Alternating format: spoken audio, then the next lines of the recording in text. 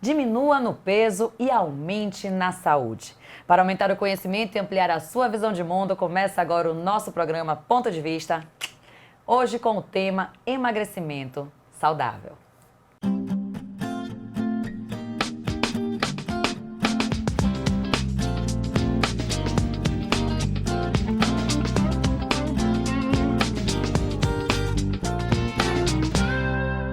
E para falar sobre este assunto, eu recebo hoje aqui no programa, com muito prazer, o Tiago Sampaio. Ele é especialista em nutrição clínica e esportiva e o primeiro nutricionista do Brasil, trainer de PNL e hipnoterapia. Bem-vindo, Tiago. É um grande prazer estar aqui mais uma vez nesse programa. Mais uma vez, verdade. E é sempre bom compartilhar desse conhecimento que é tão importante para a maioria das pessoas. Tiago já é veterano aqui do Ponto de Vista, vocês já conhecem Tiago.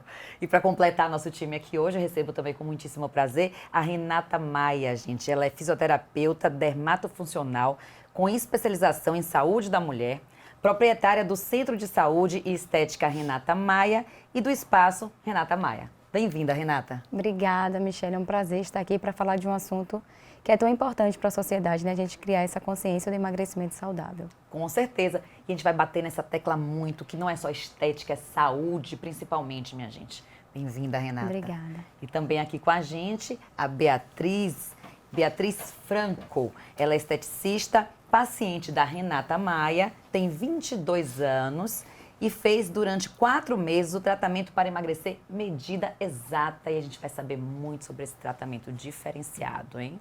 Bem-vinda, Beatriz. Obrigada. 22 anos? Isso. Menina, tá vendo aí?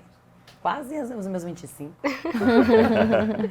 Gente, trago dados para você, olha só. Mais da metade da população brasileira está acima do peso, segundo dados da pesquisa de vigilância de fatores de risco e proteção para doenças crônicas por inquérito telefônico Vigitel. Os dados foram divulgados em julho do ano passado. E presta atenção, ó. De acordo com o levantamento, 55,7% dos entrevistados têm excesso de peso. Aumento de 30,8% desde 2006, quando o Ministério da Saúde começou a realizar a pesquisa. Naquele ano, 42,6% dos brasileiros estavam acima do peso. Gente, preocupante, né? Tiago, estar acima do peso, o que é mesmo que a gente pode perceber que está acima do peso? Tem algum cálculo para saber isso? Bom, o cálculo mais universal, pensando em quantificar o sobrepeso, a obesidade, seria o IMC, que é o Índice de Massa Corpórea, onde você faz uma relação entre a altura do paciente com o peso. Só que aí tem uma observação importante, já que ele não consegue quantificar exatamente quanto daquilo vem realmente das gorduras. Então, por exemplo, tem atletas que têm um percentual de massa muscular altíssimo e pode ser qualificado no IMC como sobrepeso ou obesidade. Por isso que o melhor parâmetro mesmo para você avaliar se o paciente tem sobrepeso ou obesidade é você avaliar pelo percentual de gordura dele, que você consegue diferenciar o que é massa óssea, o que é retenção de líquidos e o que é massa muscular e gordura. Fica muito mais nítido e visível para você quantificar e identificar o melhor tratamento para o paciente. Exatamente. Eu, quando vou fazer o programa, eu vou pesquisando algumas coisas junto com a produção e aí eu achei um teste de internet. Eu adoro teste de internet, né? Aí achei um teste de internet. Veja se você está com o peso ideal. Aí bote aqui sua idade, aí botei lá 28. Aí bote aqui sua altura, eu botei lá 163, que não é, na verdade, não é, é 175, mas não é. 163. E aí foi lá e deu 56 quilos. Gente, com 56 quilos eu fico esquálida. O meu peso que eu gosto é 62. Tô chegando lá, tô com 63,600 e tal, enfim. Então não dá pra você ir por essa conta aí simples, achando que é um resultado absoluto, porque não é bem por aí. Não mesmo. Foi ótimo você dar esse exemplo, porque você é uma pessoa que tem um estilo de vida ativo, faz exercícios físicos, tem uma massa muscular muito boa, então isso é desprezado no cálculo. Tem pessoas que têm o mesmo estilo de vida e são qualificadas como sobrepeso, então a melhor forma é sempre avaliar a composição corporal para ser mais assertivo no diagnóstico. Maravilha. E vem cá, ó, tem mais dados aqui. Ó. Ainda segundo a pesquisa, a obesidade atinge 1 em cada 5 brasileiros. Olha só. Entre os anos de 2006 e 2018, a percentagem de pessoas obesas aumentou de 11,8% para 19,8%, o maior índice registrado em todo o período. O número preocupa porque nos últimos 3 anos o país mantinha números estáveis da condição, né, em 18,9%. Agora a doença alcançou 19,8% da população. Renata, na sua visão, o que contribui para este aumento? Quais são os fatores que estão aí envolvidos, que nossa população está engordando, está acima do peso e pior, está obeso? Dos questionamentos e justificativas, melhor dizendo, que a gente ouve muito no consultório é a correria. A correria do dia a dia, e aí é muita coisa, é muita demanda. Eu trabalho em muitos hospitais, por exemplo, pacientes médicas, enfim, no geral, é sempre porque eu trabalho em mais de um lugar e eu chego tarde, nem sempre eu consigo preparar a minha rotina. E a gente sempre traz à tona de que, para a gente conseguir fazer qualquer coisa, não só relacionada a emagrecimento saudável, a gente precisa ter rotina, precisa ter organização. Então, hoje, um dos fatores atribuídos a não conseguir seguir uma dieta é a questão da correria e acaba se submetendo a lanches rápidos, a comidas fast foods, a comidas que está ali mais ao seu alcance e não consegue sair do trabalho, ou quando vai pedir algo opta por os fast foods, sempre alimentos que não são nutritivos e que não são bons para a saúde. São ricos em calorias, mas nos nutrientes lá embaixo. Exatamente. Até Isso é um agravante. Me deu uma dúvida aqui agora, que não estava na minha pauta aqui, mas tá uma moda de comer tapioca. A tapioca, ela é nutritiva ou não é, Thiago? Por incrível que pareça, a tapioca não é tão inocente quanto parece. Tá vendo? Porque é um alimento que é altamente refinado. Então, o que faz com que isso aconteça? Que a carga glicêmica dela fique alta. O que é a carga glicêmica? É a concentração de carboidrato por o percentual de carboidrato que tem no produto. Por exemplo, se de 100 gramas de tapioca tem 80 gramas de carboidrato, ele é considerado um produto de uma carga glicêmica alta. Só que, além disso, ele também tem um índice glicêmico rápido. Índice glicêmico é justamente a velocidade com que aquele carboidrato vai chegar na corrente sanguínea. E quanto maior o índice glicêmico, mais prejudicial, porque vai exigir mais do seu pâncreas para produzir insulina muito rapidamente, numa quantidade muito alta, e aquele carboidrato tem uma grande chance de ser convertido em gordura. Então, cuidado com a tapioca. Cuidado com a tapioca. Aí, sabe o que eu tenho? Vamos pôr uma diquinha a mais? Já que a gente abriu esse parêntese. Não tem uma situação em que você pode botar um pouquinho de chia para dar uma melhorada nesse negócio do índice glicêmico da tapioca? Em partes é realidade, porque quando o alimento ele tem mais fibras, tem mais proteínas, isso retarda o esvaziamento gástrico do alimento. O retardamento gástrico faz com que o impacto glicêmico seja menor. Só que no caso da tapioca, ele tem um índice glicêmico tão alto, uma carga glicêmica tão alta, que adicionar uma chia, um ovo, não vai reduzir de forma significativa o impacto. Meu mundo acabou de cair aqui agora. É que a gente vê muito isso em consultório, sabia? Gente, eu boto um barril de chia na minha tapioca e não tá assim, servindo. Mas eu tô comendo tapioca, eu tô comendo frutas. Mas a falta de orientação, porque os horários também impactam muito, né, Thiago? O horário que você consome aquele alimento. Então, você pensa que está comendo fruta e está abafando. Tô ótimo, porque eu não estou emagrecendo? Mas o horário, o tipo de fruta que você está consumindo não é favorável. Tá vendo? É mais complexo do que a gente imagina. Agora, acabou com minha chia. Não vou botar minha chia na minha tapioca. Beatriz, você é jovem, tem 22 anos. Como é que é seu histórico, assim? Na infância, você tinha algum problema de peso? Como é que foi, assim, a sua vida até os 22? Na verdade, assim, eu sempre tive uma alimentação ruim e nunca tive costume de me alimentar de 3 em 3 horas e nunca me atentei à alimentação mesmo. Toda a minha família é assim, né? Nós já temos um histórico. Então, eu procurei a doutora Renata e o método Medida Exata para tentar emagrecer e tentar mudar meu estilo de vida. Perfeito. Renata, ela falou uma coisa interessante. Toda a minha família é assim. Quer dizer, a forma que a família age, que passa para os filhos, repercute muito no adulto que vai se tornar. Com certeza. É um histórico familiar, ele agrava, porque desde criança, aquela base educacional, e a gente vê muito isso em consultório, inclusive os próprios pais que trazem os seus filhos já numa faixa etária dos 18 anos, já preocupado com isso, porque vem naquela base educacional de que pode comer tudo, a introdução dos alimentos ruins entram muito precocemente. E hoje vem batendo muito na tecla isso, né? Refrigerantes, fast foods, Sim. lanchinhos na escola. E isso vai se agravando. E a criança não tem rotina. E aí vai passando, muitos pacientes até perguntam, você percebe que você estava engordando? Não. Não. Então, gente, olha só, falando de criança, essa mesma pesquisa traz dados também, olha só. A criança, ela é identificada como obesa quando o seu peso corporal ultrapassa em 15% o peso médio correspondente à sua idade. E esse excesso de peso aumenta o risco da criança desenvolver problemas de saúde graves, como diabetes, pressão alta, dificuldade respiratória, distúrbio do sono, colesterol alto ou problemas com o fígado. Ou seja, e tem crescido o número de crianças obesas aqui no Brasil. Tiago, o que fazer para, além dessas doenças genéticas, tudo mais, aumento de peso, quais são as maiores complicações que pode vir para a criança? A realidade é que a criança ela pode desencadear qualquer coisa que um adulto pode ter com a alimentação. Só que aí vem uma observação mais importante, porque aquela criança, o que ela está fazendo naquele período, naqueles primeiros anos de vida, que é aquele que a gente chama de imprinting, que são 0 a 7 anos de idade, pense que a criança ela é uma esponja. Então, tudo que os pais fazem, aquelas pessoas que são, de alguma forma, autoridade para ela, tem hábitos ruins, ela começa a captar aquilo de uma forma inconsciente. Tem pessoas hoje que já na fase adulta se perguntam, poxa, eu não sei por que eu gosto tanto de comer isso, eu não sei, eu queria tanto parar de comer açúcar, de comer besteira, mas eu não consigo, simplesmente tem isso.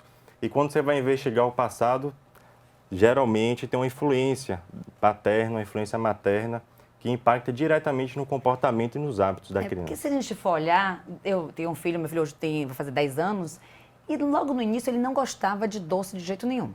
Até você dava um brigadeiro para ele, parecia que estava no jiló.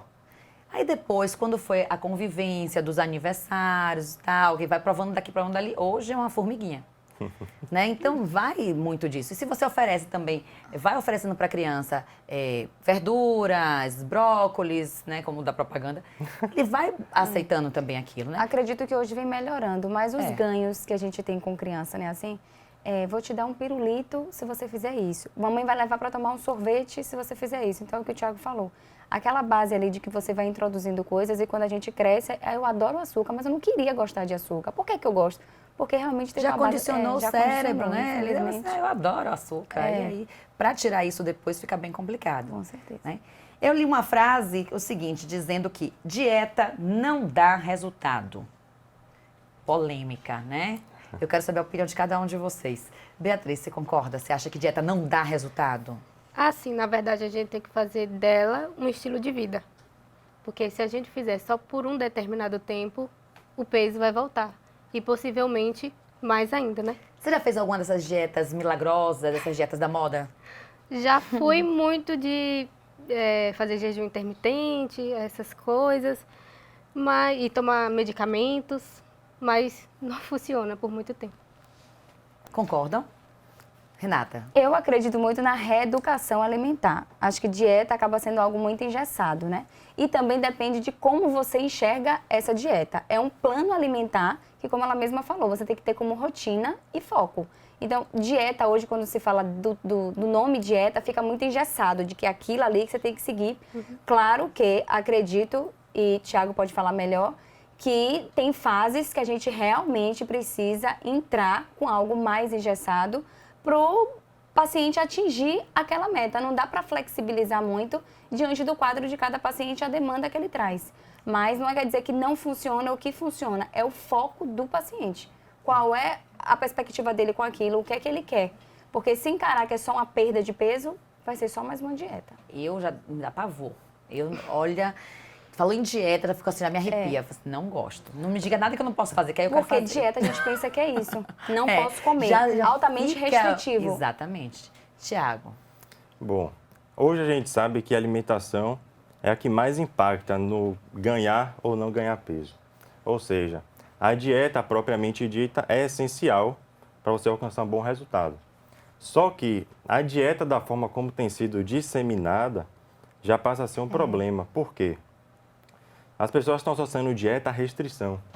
Então, tudo aquilo que é muito sacrificante, tudo aquilo que gera um esforço para fazer, inconscientemente eu vou criar uma forma de parar com aquilo. Claro, lógico. Então, quantas vezes eu falo assim, poxa, a partir de hoje não vou comer mais esse pão. Não como mais. Você pode até aguentar um tempinho, mas logo depois você vai comer. Parece que o Aliás, pão fica te chamando assim, ó, vem, é uma loucura. e sabe o mais incrível de tudo? Hoje, uma das maiores causas de compulsão alimentar é restrição calórica. Porque, pare para pensar, a gente tem uma relação muito forte com a comida. Se tudo aquilo que eu comia no passado, eu falo assim, não, de hoje não como mais. Aquilo ali vai impactar negativamente meu emocional e, consequentemente, meu comportamento. E aí que entra aquele ciclo vicioso. Você fica uma semana seguindo restrições, depois, alguns dias, compulsão. E aí você sempre vai entrar naquele ciclo. E aí você começa a se boicotar, né? Exatamente. Você mesmo vai se sabotando. É um tipo de sabotagem inconsciente, porque conscientemente ele queria alcançar aquele resultado.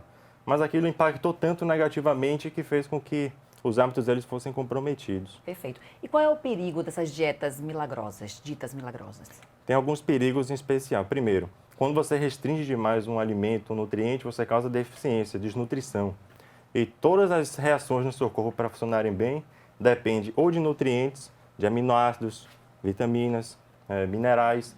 E quando você fica deficiente em um único nutriente desse, você já prejudica essa produção hormonal, seu apetite, sua flora intestinal. Então você está desencadeando até mesmo malefícios na sua saúde mental devido à sua saúde física. Olha que grave. Gente, não saia daí, é um rápido intervalo, a gente já volta com mais ponto de vista.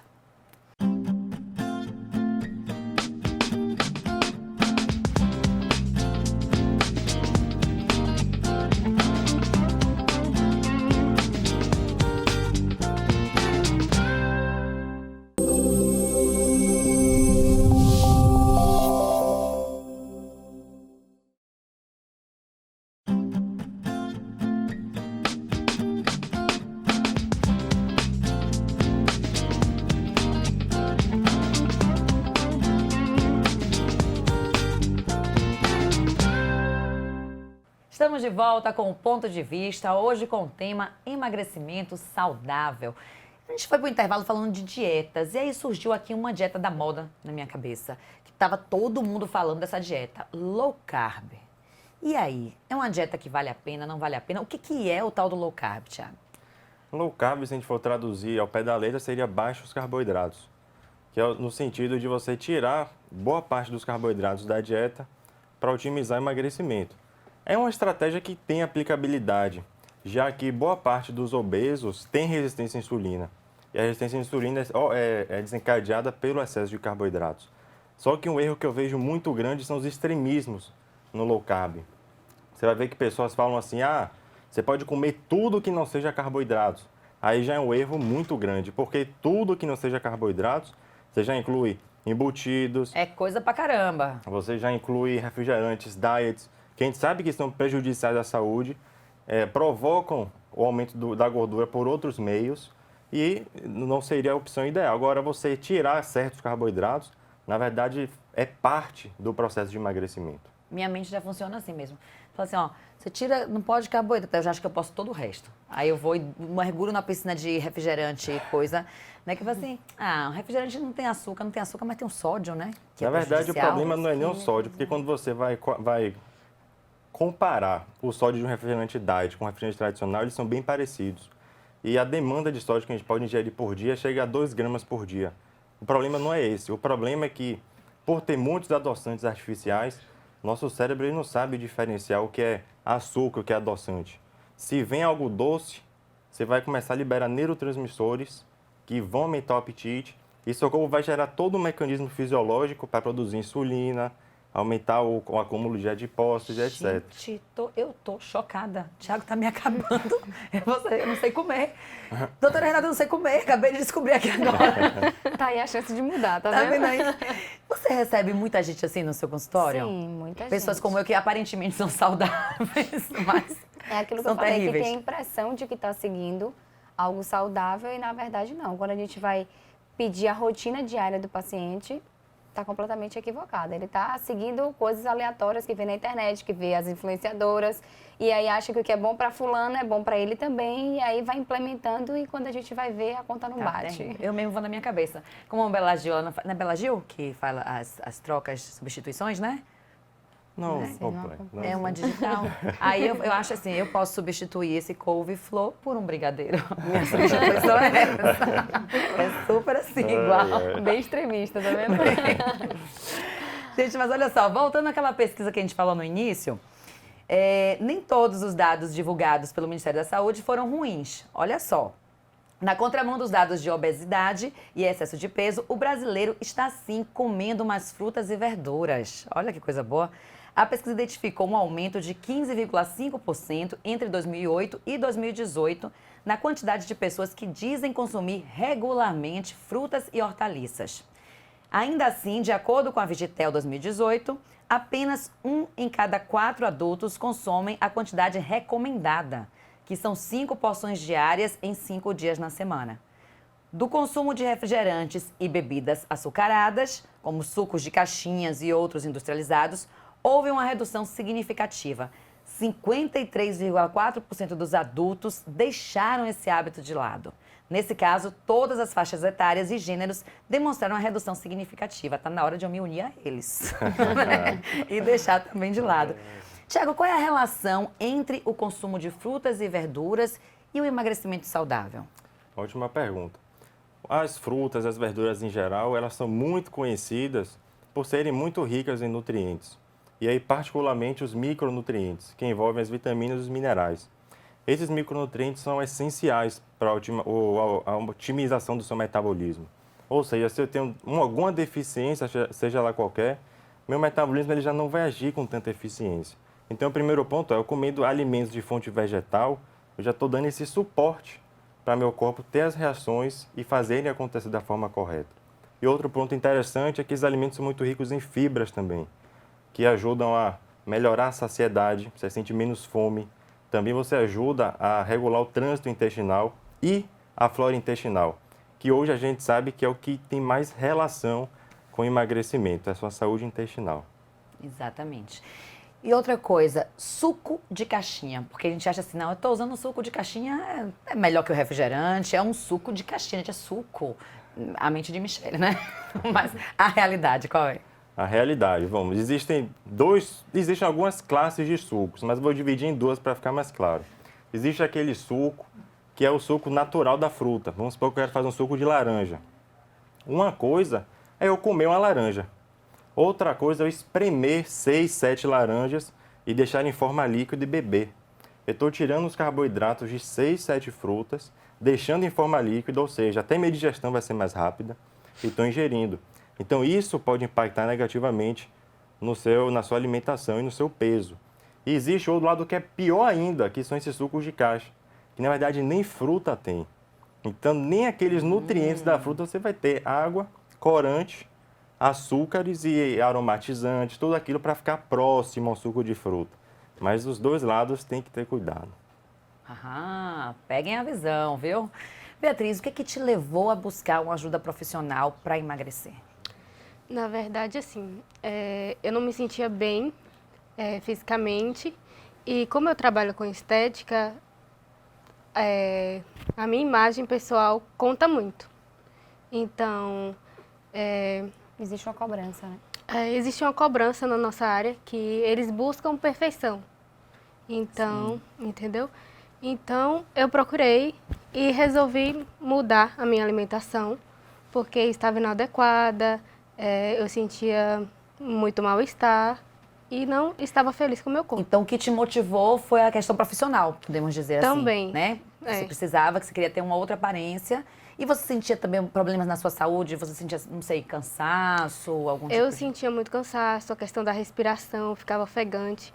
Então, isso Insônia. me limitava muito. Insônia. Renata, acontece muito de algumas vezes a pessoa sentir esses sintomas, eu tenho insônia, eu tenho um cansaço e tal, e não associar isso ao sobrepeso? Achar que está com alguma outra doença, alguma outra coisa? Existem porque tem pessoas magras que têm esses sintomas por uma má alimentação e ainda não chegou no nível de sobrepeso. mas já sofre consequência da má alimentação. Então, não necessariamente vai atrelar que é o sobrepeso. E muitas não conectam os sintomas à alimentação. Pode achar que foi um dia mais estressante, que naquele dia não bebeu tanta água, ou que foi um dia mais corriqueiro. Mas hoje eu acredito que essa consciência alimentar vem ganhando mais notoriedade, mais espaço. Porque até as redes sociais, né, vêm num nível de exigência cada vez maior pelas influenciadoras. Então, vem trazendo mais os riscos, os danos de açúcar, até em campanhas de, vamos dizer assim, mais lúdicas. Que o açúcar vai destruir meu colágeno, eu vou deixar de ser bonita. Então, as pessoas estão buscando mais os efeitos deletérios que tem de determinados consumos. Então, nem sempre está vinculado, mas acredito que essa conexão vem melhorando sim. Mas não 100% ligada ao sobrepeso. À má alimentação mesmo, ao consumo maior de algo que sabe que é deletério, como, por exemplo, o açúcar. Eu digo muito do açúcar porque é algo que eu vivo muito. Dentro de consultório, as mulheres é o que mais falam, ou é bebida ou é o açúcar. Que é algo até que me surpreendeu, né? Porque normalmente a gente vê bebida alcoólica associada ao homem. E né? Hoje a gente vê, hoje não, já tem uns 3, tempo. 4 anos aí que eu venho percebendo muito as mulheres trazendo essa queixa. Eu me alimento bem, mas o meu problema é a bebida. Sextou, começou. Isso. Eu sofro disso também. Sofro. E aí, quando vai ver os efeitos, a gente tem que fazer um recordatório da rotina mesmo, para a gente conseguir entender o que é que realmente está impactando naqueles sintomas de insônia, de indisposição. Mais pra frente a gente vai tocar mais no assunto do álcool, pra gente ver até onde pode, não pode, se ele é realmente totalmente vilão, mas mais pra frente. Antes disso, eu queria, antes da gente entrar no tratamento que a Beatriz fez, para explicar o que é mesmo a fisioterapeuta dermatofuncional. Bom, fisioterapeuta dermatofuncional é a especialidade da fisioterapia que cuida também da parte estética. É muito mais além do que uma atuação clínica estética. A gente trata de queimados, pós-operatórios, mas hoje a atuação mais prevalente, vamos dizer assim, que vem se predominando cada vez mais atuante, é o fisioterapeuta dermatofuncional inserido no mercado da estética, que aí a gente vem tratando. Eu, Renata, conduzo muito o que é a essência da fisioterapia dentro da estética, que é reabilitar. Então, não é simplesmente tratar uma gordura, tratar uma celulite, uma estria.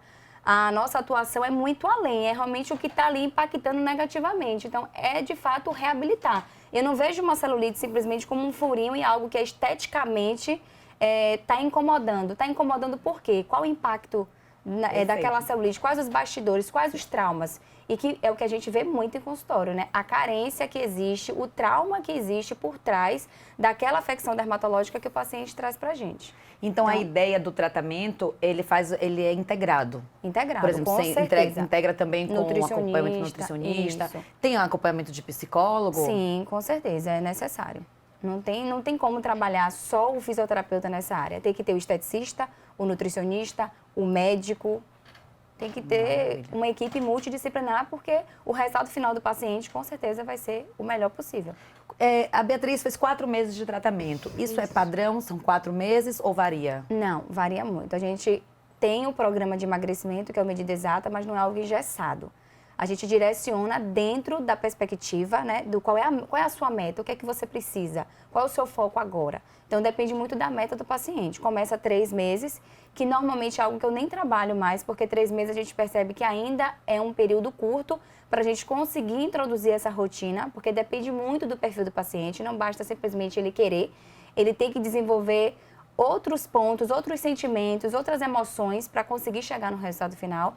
Então, hoje a gente trabalha a partir dos 4 meses. 3 meses é aquele paciente que quer perder até 10 quilos. Passou de 10 quilos, 4 meses, 5 meses. E não significa que acabou o programa, acabou o acompanhamento, porque aí entra naquela esfera da dieta. Aí não vejo a hora de acabar a dieta. Ou seja, não vejo a hora de voltar a ser quem eu era antes.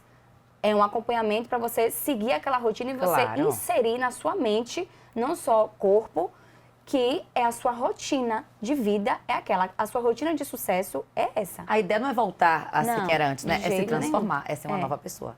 Ótimo. Não saia daí, viu? Rapidinho o intervalo, a gente já volta com mais papo gostoso aqui sobre emagrecimento. Fica aí.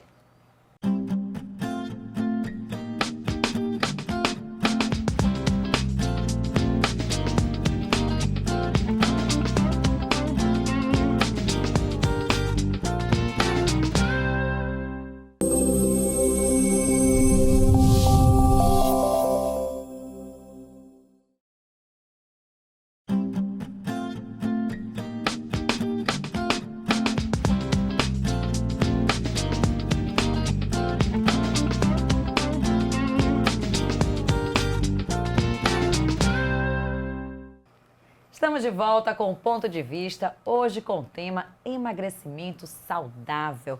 Tiago, outra dúvida que a gente tem. Usar açúcar ou adoçante? E açúcar, o demerara é melhor? Adoçante, qual é o melhor adoçante? Como é que a gente resolve isso? Ótimo. O açúcar, a gente tem que entender que existem vários tipos de açúcar. Existe aquele mascavo, que ele passa por um processo de refinamento menor, então ele ainda carrega ali alguns nutrientes a mais. Existe o demerara, que já passa por um refinamento maior. Ainda existe algum nutriente ali, mas ainda menos. Existe o açúcar branco, que é aquele que a maioria das pessoas utilizam. Aquele é realmente livre de nutrientes. Só que aí tem uma observação importante. As pessoas acham que, porque é mascavo, porque é demerara, eu posso usar. E, na verdade, é tudo açúcar. Não se engane, é tudo açúcar. O índice glicêmico é praticamente o mesmo, o impacto negativo é praticamente o mesmo. E aí tem pessoas que falam, pronto, agora eu vou partir para os adoçantes. E aí, na parte dos adoçantes, existem duas categorias. Existem aqueles artificiais, existem os naturais. Nos artificiais, a gente vai encontrar o ciclamato monossódico e vai encontrar como é o nome? Aspartame. Desses aí, o sucralose, que hoje é muito utilizado. Só que todos esses artificiais já foram correlacionados com algum problema de saúde. Seja um problema com insulina, seja também problemas no cérebro, ou seja, podendo causar até câncer e outros problemas neurodegenerativos. E, claro, o veneno está na dose. Outros estudos já mostram que não, você pode usar uma dose segura, esporadicamente, não vai causar tantos malefícios. E para o lado dos naturais, você vai entrar ali a estévia, a talmatina, que são nutrientes que não vão, são plantas que não vão causar malefícios. Existe também o fruto do monge, aqui no Brasil ainda é pouco conhecido, mas já vende. Ele não tem impacto negativo sobre... Seria onde? Casas de produtos naturais?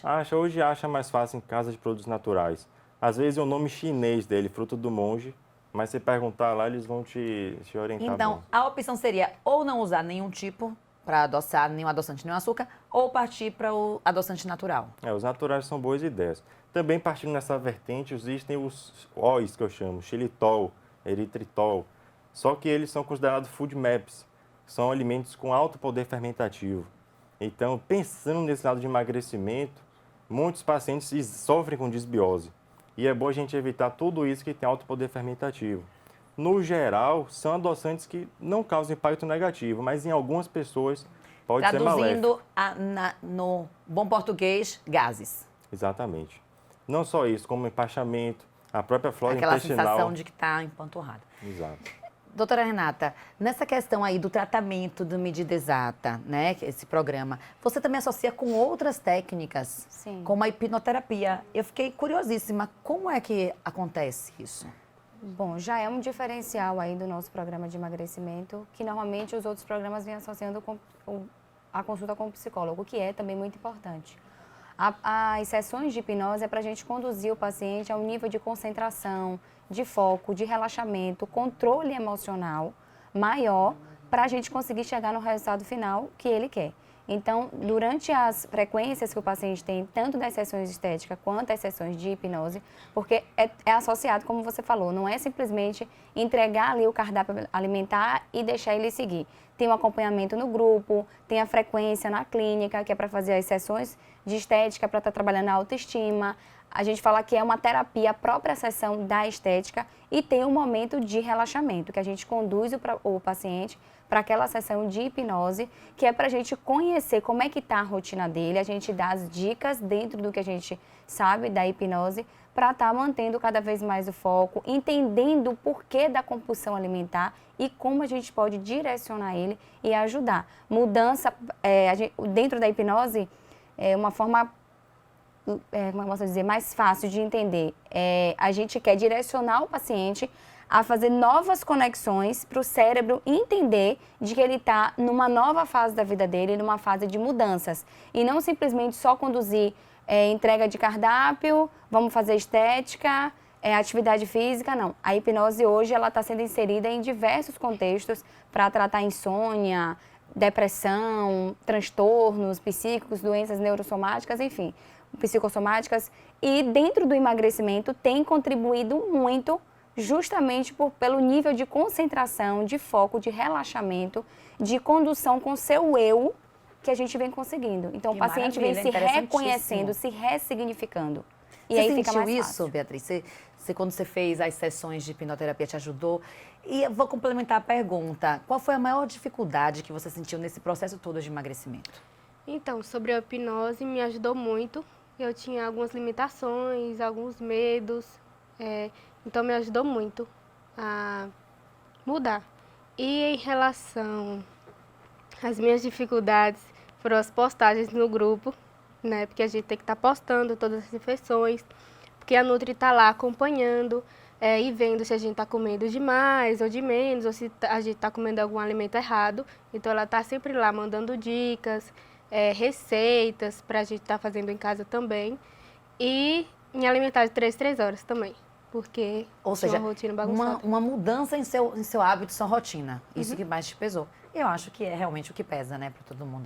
Tiago, lembrando que existe uma diferença entre a hipnose, que às vezes fala de hipnose, as pessoas de hipnoterapia, as pessoas pensam naquela hipnose teatral, de coisa. E não é bem assim, né? Não, de forma alguma. Existe a hipnose de show, existe, mas existe a hipnoterapia, que não tem nada a ver com hipnose. O hipnoterapeuta, ele é certificado em hipnoterapia, existem algumas associações internacionais que certificam isso, e nada mais é do que um processo totalmente natural da mente. Na verdade, as pessoas entram nesse estado de hipnose várias vezes por dia, sem perceber. Não sei se você já percebeu, você está assistindo televisão, às vezes a pessoa começa a chorar lá, aí você começa a se emocionar aqui. No fundo, no fundo, você sabe que são atores, você está num local seguro, mas seu inconsciente se envolve com aquilo. E já é um grau de hipnose. Só que você consegue fazer a hipnoterapia através de uma indução. Então, você vai induzir a pessoa nessa frequência específica, com uma frequência totalmente natural, onde a mente inconsciente fica mais aberta às sugestões. Então, se eu falo para uma pessoa, olha, você precisa mudar esse hábito. Ele já sabe disso, mas existe algo inconsciente, alguma emoção Dá negativa. aquele gatilho para Aquele realmente gatilho. acontecer a mudança. Exato. É uma forma de eu trazer o que eu quero sem o senso crítico, sem aquela barreira do crítico. Então, você consegue mudar tudo aquilo que é atributo da mente inconsciente, como hábitos, comportamentos, emoções negativas, entre outras coisas que estão lá, no inconsciente. Maravilha. Bora fazer um quiz agora? Topa? É o seguinte, calma, Beatriz. Vai dar certo. É super simples. A gente separou 5 dicas para um emagrecimento saudável, que a gente fez uma pesquisa. Eu vou dizer para a Beatriz a dica, você vai dizer se você já fez, se você não fez, e vocês vão me dizer se acha relevante ou não essa dica, tá bom? Então vamos lá. Primeira dica: comer devagar e respeitar a saciedade do corpo. Beatriz, você consegue? Sim, consigo. Antes eu comia muito rápido, então não me que eu posso dizer, eu não ficava satisfeita. Então precisava comer sempre mais. Hoje eu como devagar e vejo que eu não consigo comer tudo que tem no prato. Você acha que é eficaz essa dica? Uma das dicas que a gente dá, isso você faz sinapse neural, conexão com o seu cérebro, de que você está realmente conduzindo ali alimentos e você, de fato, sente o gosto de cada alimento e vai trazendo, a grosso modo falando, aquela sensação de que forrou o estômago, tem uma que você tá quantidade, bem, mastiga 100 saciedade. vezes, mastiga 80, não. Não, É até... triturar mesmo o alimento. Até porque não é saudável que você, que é E a da dessa nossa coisa de rotina, quando a comer gente é corriqueiramente, pequena. engole a comida. Não, tem que, até para digestão, porque impacta. Porque quando a gente é pequena, fala assim, tem que mastigar 100 vezes cada coisa. Não tem mais nada na boca, a gente está contando ainda. É uma É loucura. triturar mesmo bem o alimento. Então, comer devagar. Segunda dica, beber mais água durante o dia. Você bebe muita água? Sim, antes eu bebia pouca água, mas depois do acompanhamento a gente tem que ter uma ingestão hídrica maior. Então a gente tinha que calcular o peso, né? Alguma coisa assim, para Isso, saber a pra dar um quantidade de água que a direcionamento. gente tem que beber durante o dia, chás, essas coisas também. Tiago, uma dica eficaz ou não tanto essa? Na verdade, a hidratação é uma das mais importantes, até porque muitas vezes nosso cérebro ele confunde fome com sede. O meu sempre, tenho certeza disso. Boa parte da população tem algum grau de desidratação, isso já é comprovado. E os sensores de fome e sede são bem próximos. Então, as pessoas comem, mas na verdade estão desidratadas, em alguns casos. Em alguns casos. É. Tem até as dicas, né? Quando você sentir fome, você Beba acabou... uma Beba água. água. É. Eu acho isso é bom, é verdade, gente. Porque você eu tô dá aquela eu tô usando saciedade. 2 dicas, não sei se é politicamente correto. É o seguinte, beber água quando sinto fome e quero comer doce, eu tomo um cafezinho preto. Tá funcionando. Esse café tá sem açúcar, né? Esse Sem café açúcar. É puro. Quer dizer, não sei, tem que perguntar aqui. Não, tá com açúcar. Não dá pra mentir pra esse pessoal. Terceira dica. Fazer algum exercício físico regular. Faz? Hoje sim, mas antes eu não tinha energia, não tinha vontade de fazer atividade física. Hoje eu faço 2 vezes na semana um treinamento com personal e os outros dias da semana eu faço um cardio. Hoje eu não fico mais Renata, parada. eficaz? Sem dúvida. A gente se sente mais motivado, alegre, feliz. Os hormônios aí, a flor da pele, com certeza, Sim. é fundamental. Eu acho também. Gente, Demais. aí é meu vício. Aí é uma Tem coisa que que eu ter. Muito vou, bom. vou feliz da vida. Tiago, concorda? Exatamente. Atividade física é... Aí eu costumo dizer que alimentação e treino vem antes de qualquer coisa. Tem que ter. É pra sua saúde, pra sua estética, pra sua mente, gente. A gente fica assim, Fê Maria, botei agora um negócio de andar na orla, menino, esse negócio tá ótimo. Malho e vou andar na orla, porque o visual também do mar, né? Ai, coisa boa demais. Quarta dica, comer de tudo, mas pouca quantidade. E aí, Bea?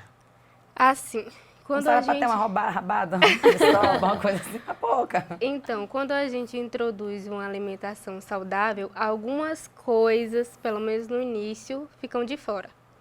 Então, eu comia muito carboidrato, hoje não tem mais tanto carboidrato. Minha alimentação é à base de verdura, né, frutas e proteína. Carboidratos ruins, que não pode. Os ruins, né? Renata, gostava. e aí essa dica? Comer de tudo um pouco, veja bem. Tudo é muita coisa, né? Tudo é muita coisa, é muito abrangente. Então, e depende da periodicidade desse pouco. Porque aí agrava, né? Deixa de ser moderado. Exatamente. Quinta e última dica, evitar ficar com muita fome.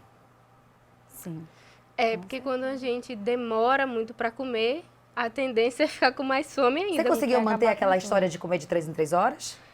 Consegui manter, mas assim, era difícil para mim porque eu não tinha uma rotina.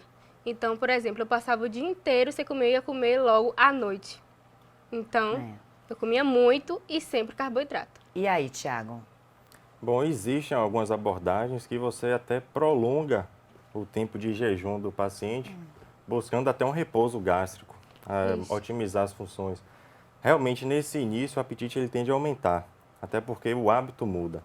Só que, com o tempo, você fazendo esse repouso gástrico, é uma tendência natural seu ambiente hormonal mudar junto.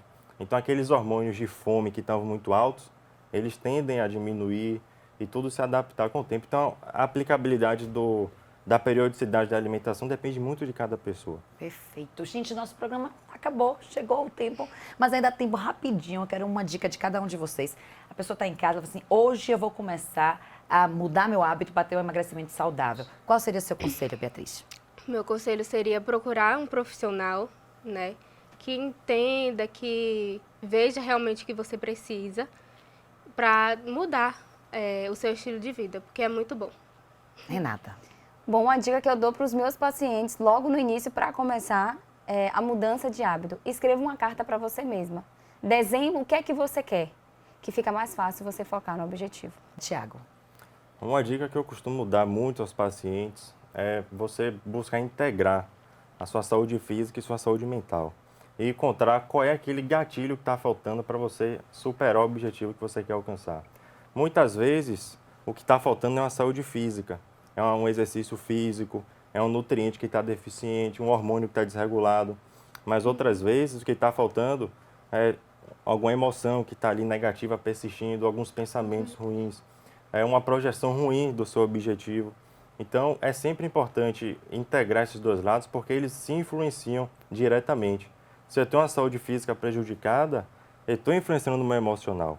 E se eu tenho um emocional prejudicado, minha saúde física influencia também. Então, acho que o segredo para qualquer resultado com sucesso é você ter essa integração entre o corpo e a mente. Maravilha. Diariamente. Maravilha.